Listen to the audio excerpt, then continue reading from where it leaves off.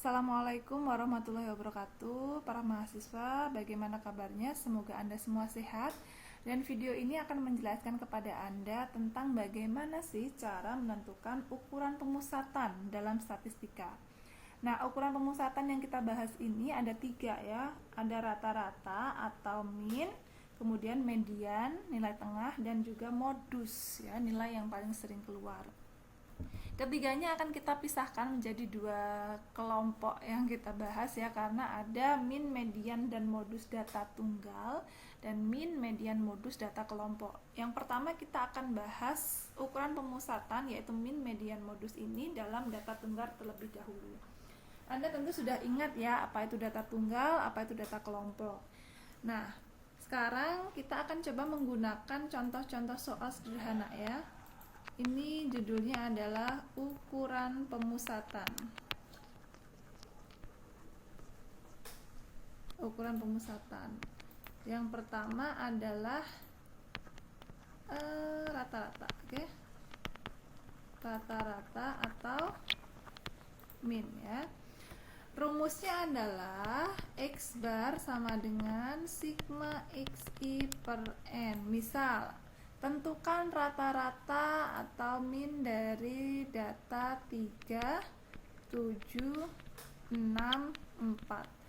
Maka dengan mudah Anda menentukan rata-ratanya sama dengan sigma XI per N.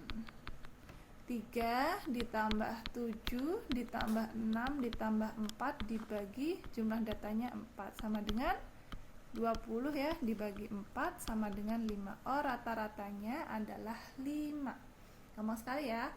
Nah, selanjutnya kita akan membahas tentang ukuran pemusatan yang kedua, yaitu median ya. Median atau sering disebut dengan nilai tengah. Nah, untuk menentukan median, ingat Anda harus mengurutkan data dari yang terkecil hingga yang paling besar terlebih dahulu.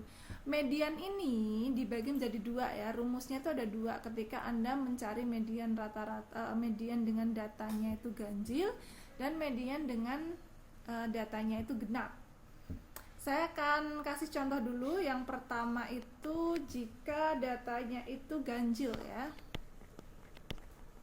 Contohnya, tentukan median dari 2, 1, 2, 4, 3 misalnya ya.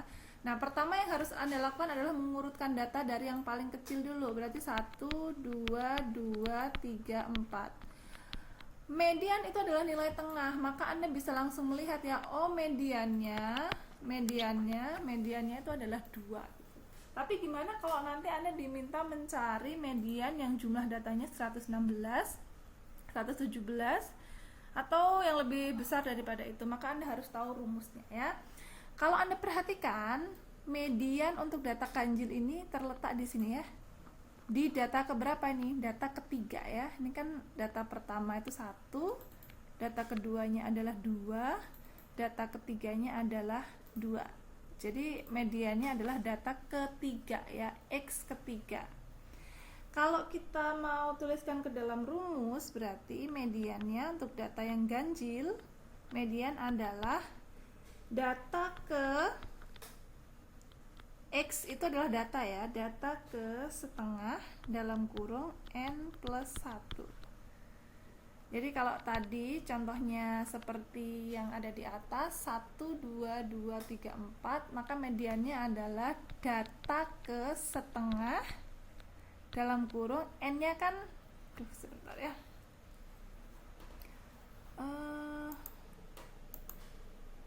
Nah, saya ulangi, mediannya adalah data ke setengah dalam kurung N-nya berapa? N-nya kan adalah 5 ditambah 1. Berarti data ke X ke setengah kali 6. Maka data ke X 3. Oh, data ke 3. Karena setengah dikali 6 kan 3. Kita tinggal hitung ya. Data ketiga itu berapa? 1, 2, 3. Oh, data ketiga itu sama dengan 2. Jadi caranya seperti itu ya. Berarti kalau nanti ada jumlahnya itu ada soal, kemudian jumlah datanya itu ada 11, kemudian Anda urutkan ya dari yang terkecil sampai terbesar, karena dia ganjil 11, maka mediannya nanti adalah data ke berapa? Mediannya adalah data ke X setengah kali 12 ya, karena 11 ditambah 1, maka datanya adalah X ke 6. Nanti tinggal X ke 6 itu berapa, itu diurutkan dari yang jumlahnya 11 ini ya. Semoga Anda paham. Ini adalah rumus untuk median data ganjil. Kemudian saya akan lanjutkan untuk mencari median jika datanya adalah genap ya. Jika datanya itu genap. Genap itu berarti 2, 4, 6 dan seterusnya ya. Oke. Datanya genap. Saya kasih contoh kembali, misal saya punya data 1, 3, lalu 2, 4, 2, 6, misal seperti itu ya. Ini kan jumlahnya 6, berarti datanya genap. Anda diminta mencari median. Sebenarnya dengan gampang kan Anda bisa mengurutkan. Harus diurutkan dulu ya, 1, 2, 2, 3, 4, 6. Oh, kalau saya lihat di sini nilai tengahnya itu di antara 2 dan 3, maka Anda cukup menjumlahkan yang ada di tengah tersebut, berarti 2 ditambah 3, lalu biar adil nih dibagi 2, berarti 5 dibagi 2 sama dengan 2,5. Oh, mediannya adalah 2,5. Tetapi karena ini statistika, Anda harus menggunakan rumus, Anda harus cari dulu rumusnya seperti apa. Ternyata ketika dia itu datanya genap, Anda membutuhkan 2 data yang kemudian Anda bagi menjadi 2. Rumus yang bisa Anda gunakan mediannya adalah median untuk data genap ya, berarti ya mediannya adalah X ke N per 2 ditambah X ke N per 2 ditambah 1 ya, dibagi 2. Nah, kalau Anda lihat berarti rumus ini kan X, N-nya berapa ini? N-nya sama dengan 6, berarti 6 dibagi 2, 6 dibagi 2 itu kan X data ketiga ditambah X data kelihat, data ke N per 2 ditambah 1, N per 2 berarti 6 per 2 itu kan 3, 3 ditambah 1 berarti 4, berarti ditambah X keempat hasilnya dibagi 2. Anda lihat X ketiganya berapa setelah diurutkan? Oh, X ketiganya adalah 1, 2, 3. Oh, ada 2. Lalu kemudian keempat, ini kan 4 ya, ditambah 3 dibagi 2. Oh, hasilnya adalah 2 ditambah 3 dibagi 2 sama 2,5. Tapi Anda harus pakai cara yang ini ya, karena kita berbicara di ranah statistika ya. Termasuk nanti kalau misal datanya ini kan sedikit, hanya 6, kalau nanti N-nya 100, nah Anda harus bisa ya, X berapa ayo. Kalau N-nya 100 berarti kan N dibagi 2, berarti X ke 50 ditambah X ke 51 dibagi 2. Oke, semoga Anda paham ya, itu untuk median. Untuk median. Nah, sekarang yang ketiga ya, setelah median adalah modus. Modus itu dianggap sebagai data yang paling sering muncul. Saya kira itu paling mudah ya untuk modus ya. Oke, yang ketiga adalah modus. Modus. Misal ada data tunggal 5, 7, 7, 6, 1, 1, 6, 8, 2, 8, 8, 11, 8. Nah, Anda nggak perlu mengurutkan, nggak apa-apa ya, karena modus itu hanya mencari siapakah yang paling sering muncul. Kalau Anda lihat di sini yang paling sering muncul adalah 8 ya, karena muncul sebanyak 4 kali. Maka modusnya adalah 8, muncul sebanyak 4 kali.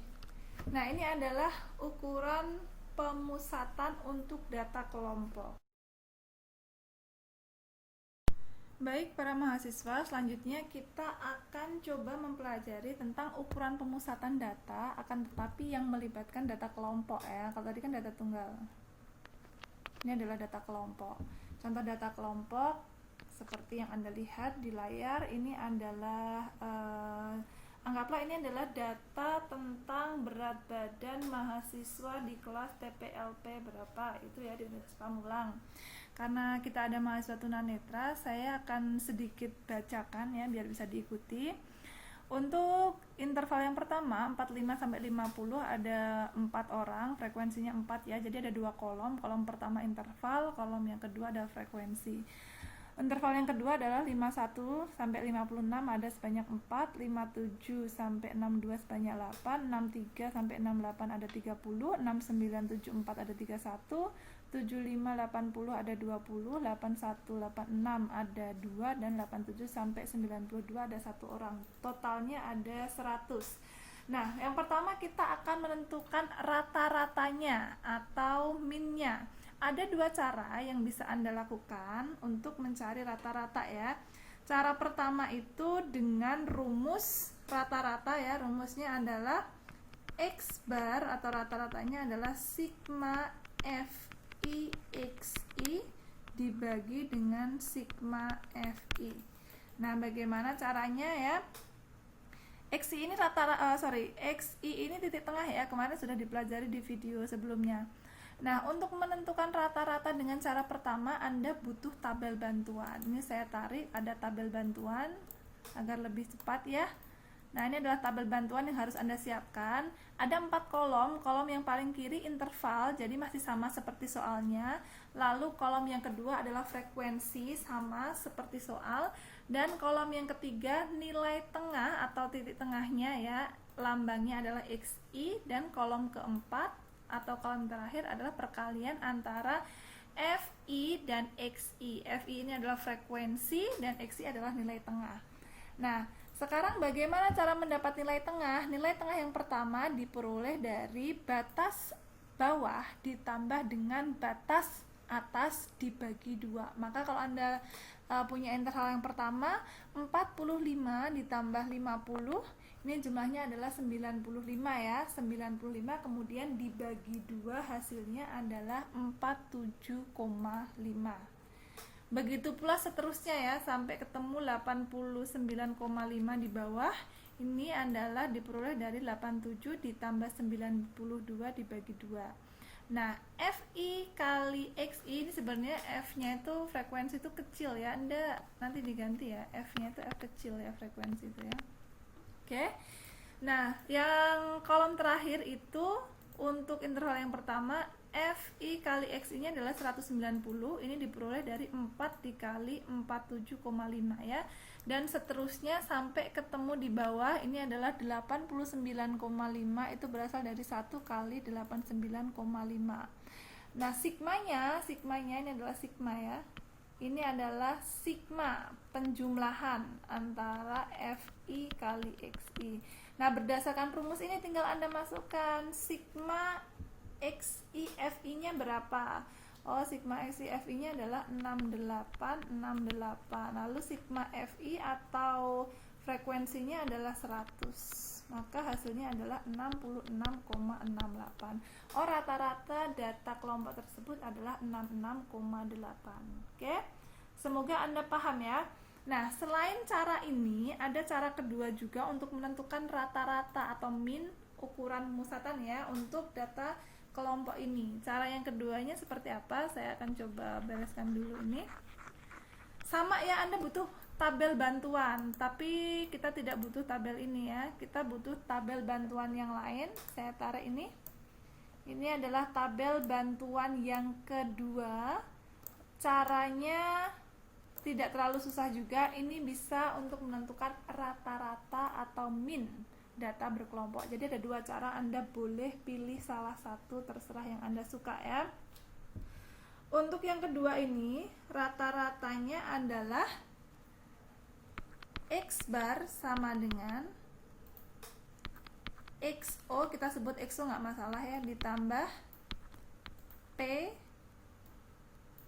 dikalikan dengan sigma FI CI dibagi sigma FI. Nah, sekarang kita harus tahu dulu ya, X bar sama dengan XO ditambah P dikalikan dengan sigma FI CI dibagi dengan sigma FI.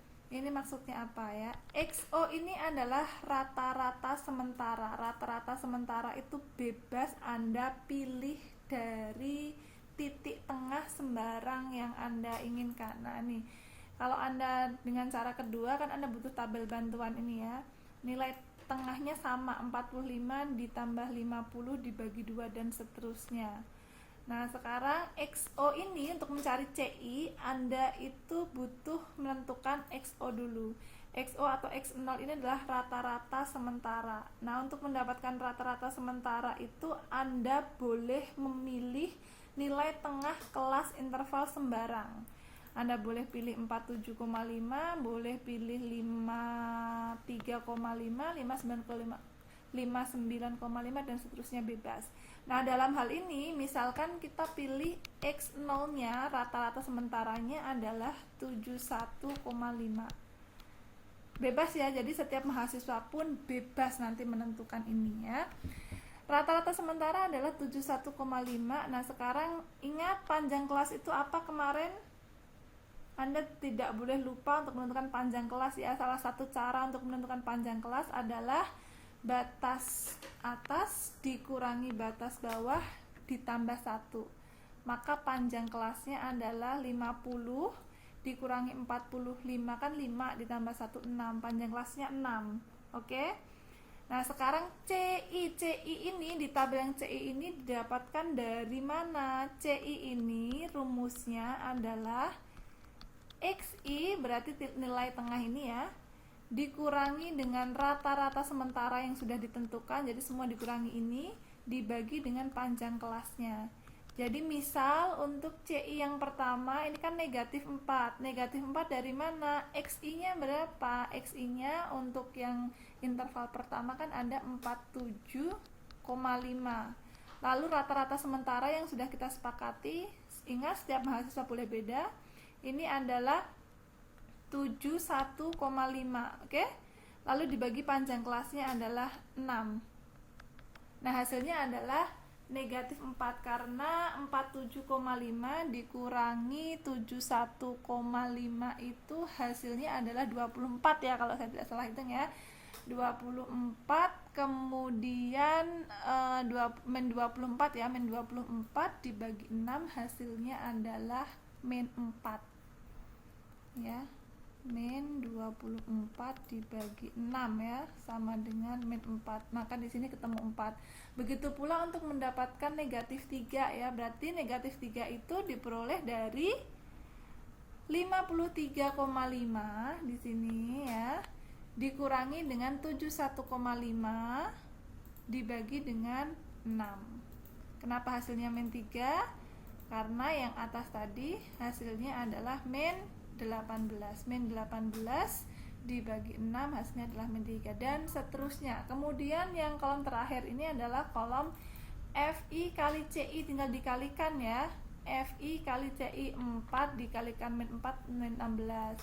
4 dikalikan min 3 min 12 sampai ke bawah 1 dikalikan 3 hasilnya 3. Sigmanya adalah negatif 47. Tinggal Anda masukkan ke rumus rata-rata, maka Anda punya di sini adalah 71,5 ditambah panjang kelasnya adalah 6 dikali sigma FICI. Nah nih sigma FICI ya, min 47 dibagi dengan sigma FI. Sigma FI itu adalah jumlah dari data, jumlah keseluruhan data yang diperoleh dari setiap frekuensi yang dijumlahkan. Semuanya ini tadi adalah 100. Maka nilainya kalau saya tidak salah hitung 68,68 ya. Ingat ini perkalian dikerjakan dulu ya ini ya. 6 dikali negatif 47 dibagi 100 baru hasilnya ditambah 71,5. Hasilnya ini. Oke, ini adalah cara kedua untuk mencari rata-rata. Kalau saya lihat sih sebenarnya lebih enak cara yang pertama ya, karena tidak terlalu rumit. Oke. Nah, ini saya hapus.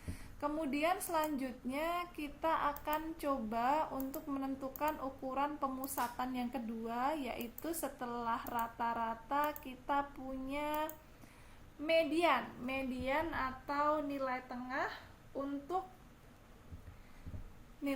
rata-rata berkelompok. Saya kasih soalnya dulu, ini saya ambil di sini ya. Nah, oke. Anda diminta untuk mencari median atau nilai tengah dari data berkelompok ini ya. Rumus mediannya adalah B ditambah P dikalikan setengah N min F dibagi dengan F.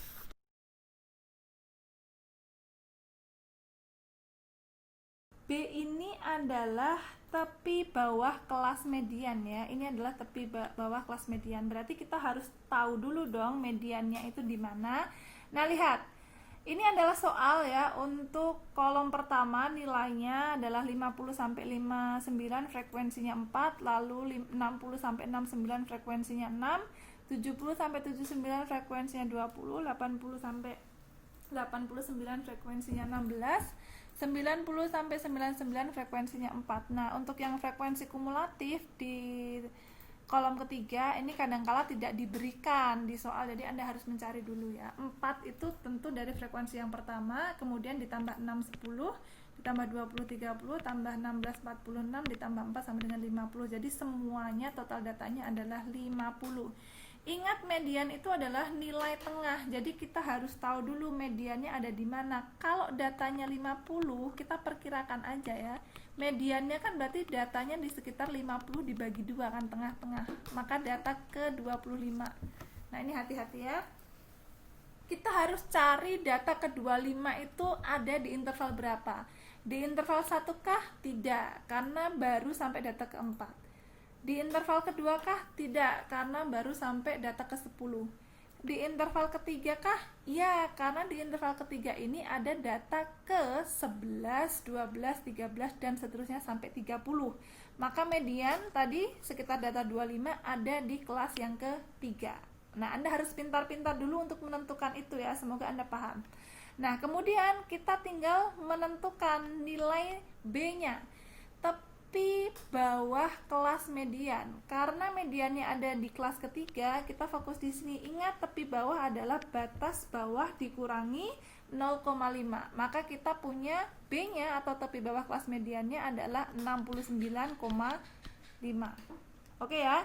Ditambah P, panjang kelas. Ingat cara menentukan panjang kelas, caranya salah satunya dengan batas atas dikurangi batas bawah ditambah 1, atau tepi atas dikurangi tepi bawah. Kalau Anda pakai tepi atas dikurangi tepi bawah, berarti kan 59,5 dikurangi 49,5, hasilnya adalah 10. Atau cara yang kedua, 59 tadi dikurangi dengan 50 kan hasilnya 9 ditambah 1 berarti 10. Oh, panjang kelasnya adalah 10. Dikalikan dengan, ini perkalian ya, setengah dikalikan N, langsung saja ya biar tidak terlalu lama. N nya adalah 50, setengahnya berarti 25 dikurangi F. Nah, ini jangan sampai salah. F itu adalah, F besar ini adalah frekuensi kumulatif sebelum kelas median. Ingat, frekuensi kumulatif, kalau kita kumulatif berarti di kolom ketiga, sebelum kelas median. Karena kelas mediannya di sini, maka sebelum kelas median adalah ini. Oke? Berarti dikurangi 10. Ingat sekali lagi, F besar ini adalah frekuensi kumulatif sebelum kelas median ya. Lalu dibagi dengan F kecil. F kecil adalah frekuensi kelas median. Frekuensi kelas median mana nih ya? Berarti adalah 20. Semoga Anda paham ya. Nah, tinggal Anda kerjakan 69,5 ditambah. Nah, Jangan sampai salah, ini perkalian. Jadi Anda kerjakan ini dulu ya. Boleh dikerjakan 25 dikurangi 10 kan 5.